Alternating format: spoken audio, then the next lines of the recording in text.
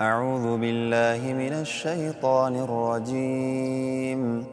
بسم الله الرحمن الرحيم.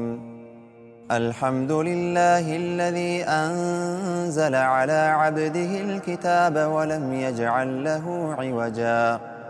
قيما لينذر بأسا شديدا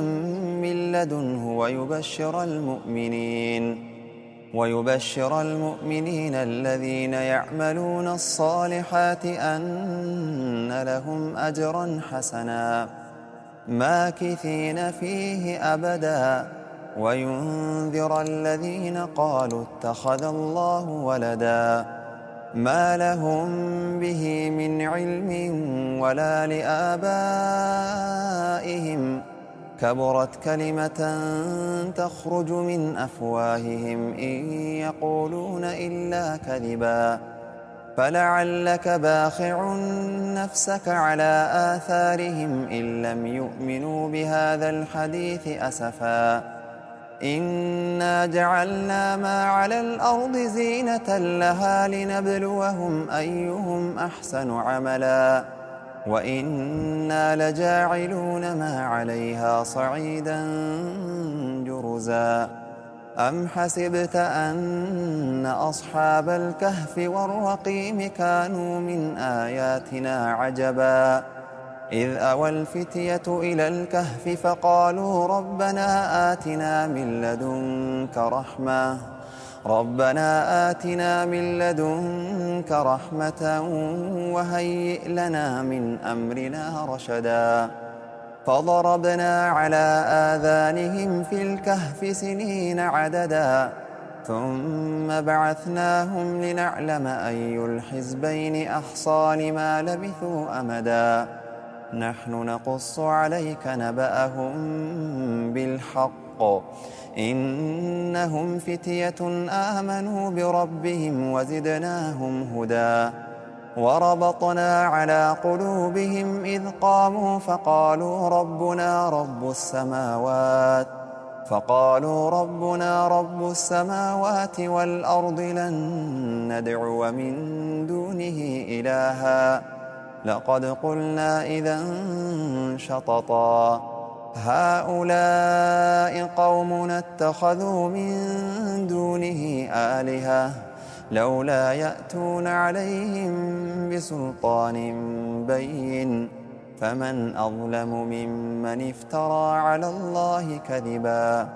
وإذ اعتزلتموهم وما يعبدون إلا الله فأووا إلى الكهف ينشر لكم ربكم من رحمته ويهيئ لكم من أمركم مرفقا وترى الشمس إذا طلعت تزاور عن كهفهم ذات اليمين وإذا غربت تقرضهم ذات الشمال وهم في فجوة منه ذلك من آيات الله من يهد الله فهو المهتد ومن يضلل فلن تجد له وليا مرشدا وتحسبهم أيقاظا وهم رقود ونقلبهم ذات اليمين وذات الشمال وكلبهم باسط ذراعيه بالوصيد لو اطلعت عليهم لوليت منهم فرارا ولملئت منهم رعبا وكذلك بعثناهم ليتساءلوا بينهم قال قائل منهم كم لبثتم قالوا لبثنا يوما أو بعض يوم قالوا ربكم أعلم بما لبثتم فابعثوا أحدكم بورقكم هذه إلى المدينة فلينظر أيها أزكى طعاما فليأتكم برزق منه وليتلطف ولا يشعرن بكم أحدا إنهم إن يظهروا عليكم يرجموكم أو يعيدوكم في ملتهم أو يعيدوكم في ملتهم ولن تفلحوا إذًا أبدًا وكذلك أعثرنا عليهم ليعلموا أن وعد الله حق وأن الساعة لا ريب فيها إذ يتنازعون بينهم أمرهم فقالوا ابنوا عليهم بنيانا ربهم أعلم بهم قال الذين غلبوا على أمرهم لنتخذن عليهم مسجدا سيقولون 3 رابعهم كلبهم ويقولون 5 سادسهم كلبهم رجما بالغيب ويقولون 7 وثامنهم كلبهم قل ربي أعلم بعدتهم ما يعلمهم إلا قليل فلا تمار فيهم إلا مراء ظاهرا ولا تستفت فيهم منهم أحدا ولا تقولن لشيء إني فاعل ذلك غدا إلا أن يشاء الله واذكر ربك إذا نسيت وقل عسى أن يهديني ربي لأقرب من هذا رشدا ولبثوا في كهفهم 300 سنين وازدادوا 9 قل الله أعلم بما لبثوا له غيب السماوات والأرض أبصر به وأسمع ما لهم من دونه من ولي ولا يشرك في حكمه أحدا واتل ما أوحي إليك من كتاب ربك لا مبدل لكلماته ولن تجد من دونه ملتحدا واصبر نفسك مع الذين يدعون ربهم بالغداة والعشي يريدون وجهه ولا تعد عيناك عنهم تريد زينة الحياة الدنيا ولا تطع من أغفلنا قلبه عن ذكرنا واتبع هواه وكان أمره فرطا وقل الحق من ربكم فمن شاء فليؤمن ومن شاء فليكفر إنا أعتدنا للظالمين نارا أحاط بهم سرادقها وإن يستغيثوا يغاثوا بماء كالمهل يشوي الوجوه بئس الشراب وساءت مرتفقا إن الذين آمنوا وعملوا الصالحات إنا لا نضيع أجر من أحسن عملا أولئك لهم جنات عدن تجري من تحتهم الأنهار يحلون فيها من أساور من ذهب ويلبسون ثيابا خضرا من سندس واستبرق متكئين فيها على الأرائك نعم الثواب وحسنت مرتفقا واضرب لهم مثل الرجلين جعلنا لأحدهما جنتين من أعناب وحففناهما بنخل وجعلنا بينهما زرعا كلتا الجنتين آتت أكلها ولم تظلم منه شيئا وفجرنا خلالهما نهرا وكان له ثمر فقال لصاحبه وهو يحاوره أنا أكثر منك مالا وأعز نفرا ودخل جنته وهو ظالم لنفسه قال ما أظن أن تبيد هذه أبدا وما أظن الساعة قائمة ولئن رددت إلى ربي ولئن رددت إلى ربي لأجدن خيرا منها منقلبا. قال له صاحبه وهو يحاوره أكفرت بالذي خلقك من تراب ثم من نطفة ثم سواك رجلا لكن هو الله ربي ولا أشرك بربي أحدا. ولولا إذ دخلت جنتك قلت ما شاء الله لا قوة إلا بالله إن ترني أنا أقل منك مالا وولدا. فعسى ربي أن يؤتيني خيرا من جنتك ويرسل عليها حسبانا من السماء فتصبح صعيدا زلقا أو يصبح ماؤها غورا فلن تستطيع له طلبا. وأحيط بثمره فأصبح يقلب كفيه على ما أنفق فيها وهي خاوية على عروشها ويقول يا ليتني لم أشرك بربي أحدا. ولم تكن له فئة ينصرونه من دون الله وما كان منتصرا. هنالك الولاية لله الحق هو خير ثوابا وخير عقبا. واضرب لهم مثل الحياة الدنيا كماء إن أنزلناه من السماء فاختلط به نبات الأرض فأصبح هشيما تذروه الرياح وكان الله على كل شيء مقتدرا.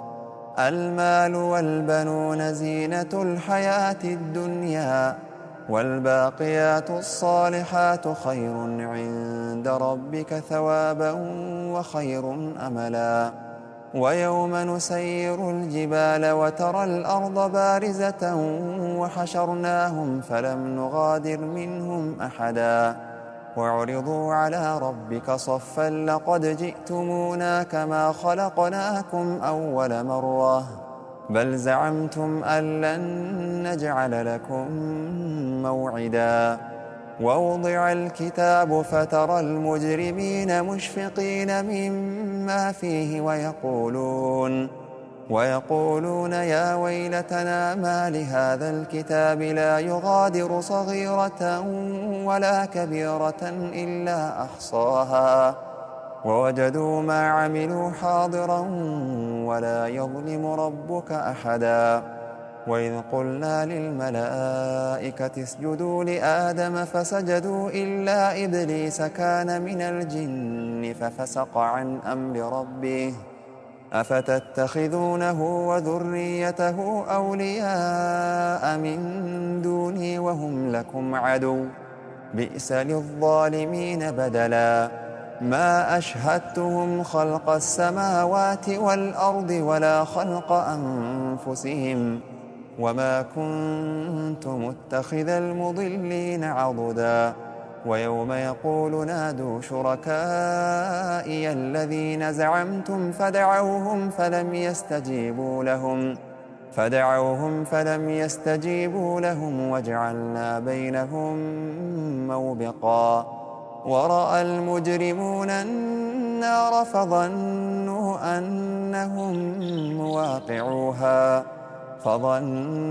أنهم مواقعوها ولم يجدوا عنها مصرفا. ولقد صرفنا في هذا القرآن للناس من كل مثل وكان الإنسان أكثر شيء جدلا. وما منع الناس أن يؤمنوا إذ جاءهم الهدى ويستغفروا ربهم إلا أن تأتيهم سنة الأولين أو يأتيهم العذاب قبلا. وما نرسل المرسلين إلا مبشرين ومنذرين ويجادل الذين كفروا بالباطل ليدحضوا به الحق واتخذوا آياتي وما أنذروا هزوا ومن أظلم ممن ذكر بآيات ربه فأعرض عنها ونسي ما قدمت يداه إنا جعلنا على قلوبهم أكنة أن يفقهوه وفي آذانهم وقرا وإن تدعوهم إلى الهدى فلن يهتدوا إذن أبدا وربك الغفور ذو الرحمة لو يؤاخذهم بما كسبوا لعجل لهم العذاب بل لهم موعد لن يجدوا من دونه موئلا وتلك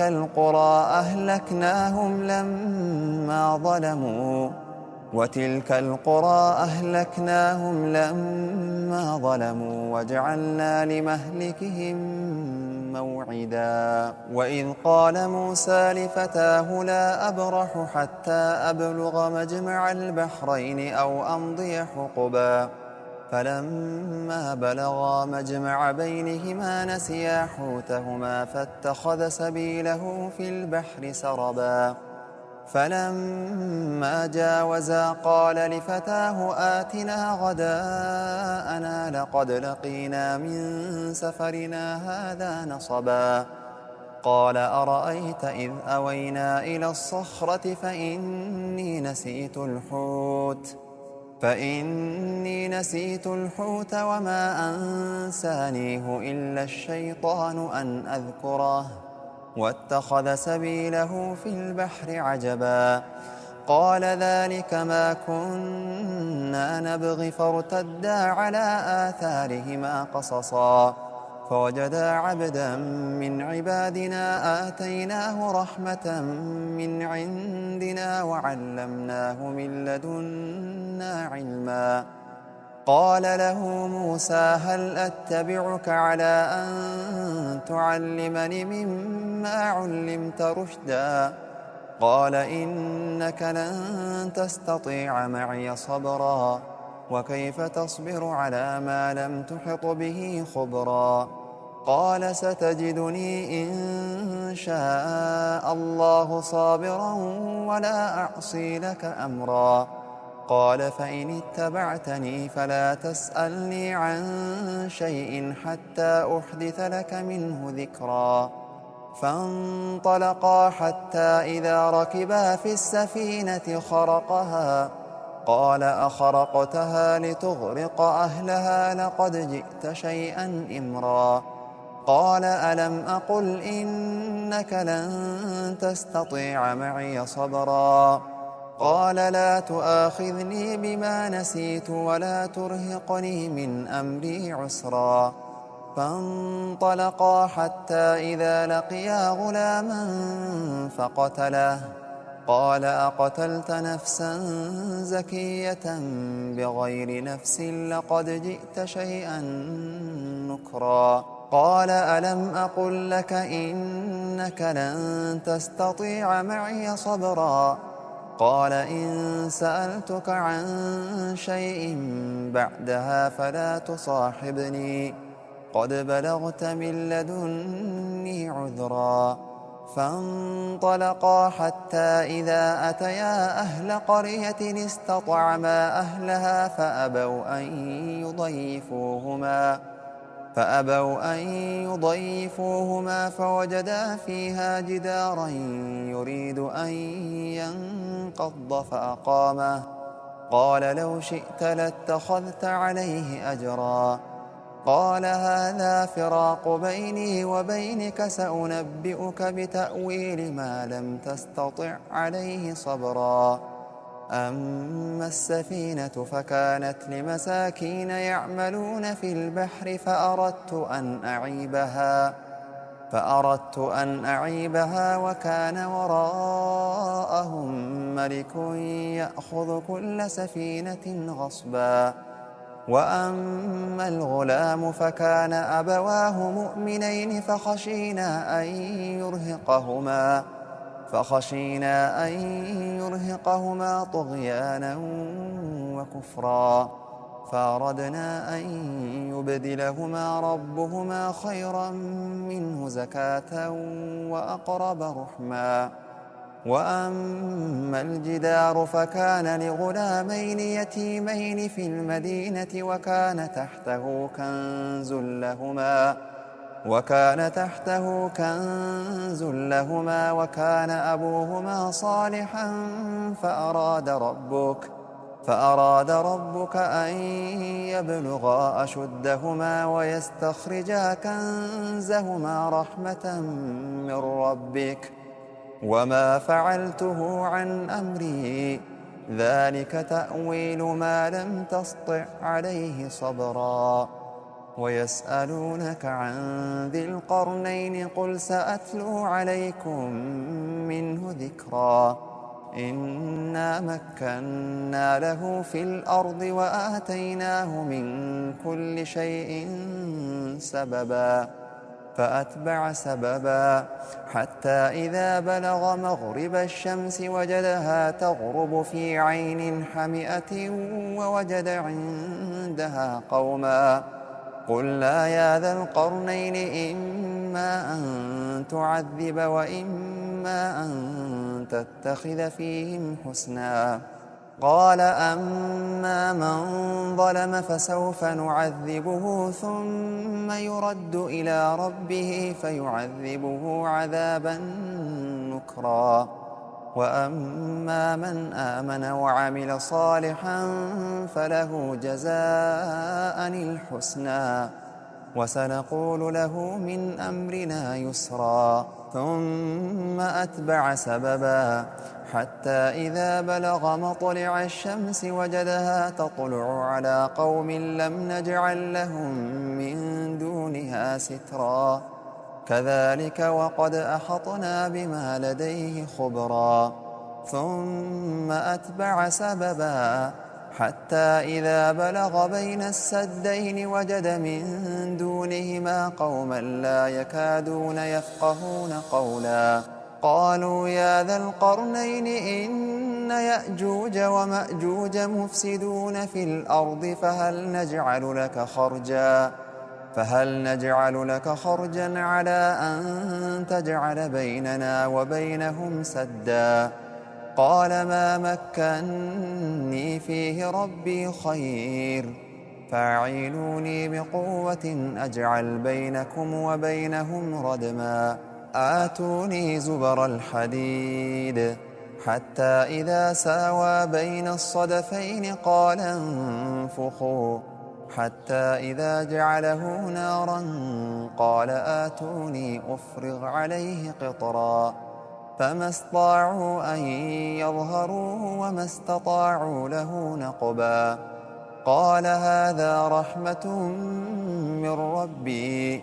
فإذا جاء وعد ربي جعله دكا، وكان وعد ربي حقا. وتركنا بعضهم يومئذ يموج في بعض، ونفخ في الصور فجمعناهم جمعا، وعرضنا جهنم يومئذ للكافرين عرضا. الذين كانت أعينهم في غطاء عن ذكري وكانوا لا يستطيعون سمعا. أفحسب الذين كفروا أن يتخذوا عبادي من دوني أولياء، إنا أعتدنا جهنم للكافرين نزلا. قل هل ننبئكم بالأخسرين أعمالا، الذين ضل سعيهم في الحياة الدنيا وهم يحسبون أنهم يحسنون صنعا. أولئك الذين كفروا بآيات ربهم ولقائه فحبطت أعمالهم فلا نقيم لهم يوم القيامة وزنا. ذلك جزاؤهم جهنم بما كفروا واتخذوا آياتي ورسلي هزوا إن الذين آمنوا وعملوا الصالحات كانت لهم جنات الفردوس نزلا خالدين فيها لا يبغون عنها حولا قل لو كان البحر مدادا لكلمات ربي لنفد البحر قبل أن تنفد كلمات ربي ولو جئنا بمثله مددا قل إنما أنا بشر مثلكم يوحى إلي أنما إلهكم إله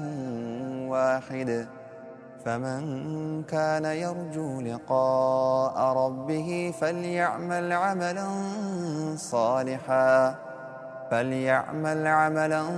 صالحا ولا يشرك بعبادة ربه أحدا.